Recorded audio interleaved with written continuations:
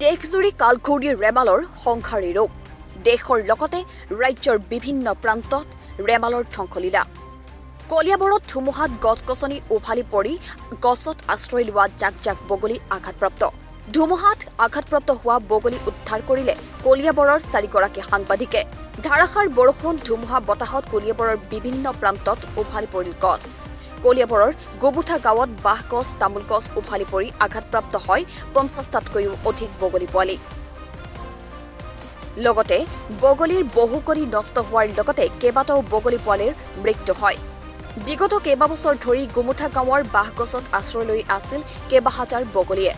ধুমুহাত আঘাতপ্ৰাপ্ত হোৱা বগলীৰ বাতৰি সংগ্ৰহ কৰিবলৈ গৈ কলিয়াবৰৰ 4 সাংবাদিকে উদ্ধাৰ কৰিলে আঘাতপ্ৰাপ্ত বগলী কলিয়াবৰৰ সাংবাদিক দীপু বৰা আশিষ কুমাৰ শইকীয়া ৰূপজ্যোতি গোস্বামী লক্ষ্যজ্যোতি বৰাই উদ্ধাৰ কৰে আঘাতপ্ৰাপ্ত বগলী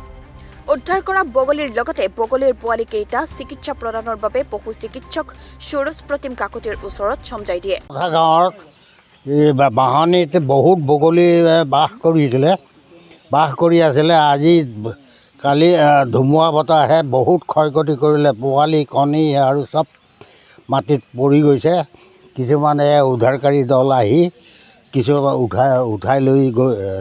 গৈছে উঠাইছে বাকী সেইবিলাক বহুত পৰি আছে এতিয়াও সেইবিলাক উঠাব পৰা অৱস্থা হোৱা নাই কেতিয়াবা বগলী আজি বহুত বছৰৰ পৰা ইয়াতে বাস কৰি আছে কিমান বগলী আছে তো হাজাৰৰ ওপৰত আছে আজি এই ধুমুহা বতাহত গছ বাগৰি পৰিছে গছো বাগৰি পৰিছে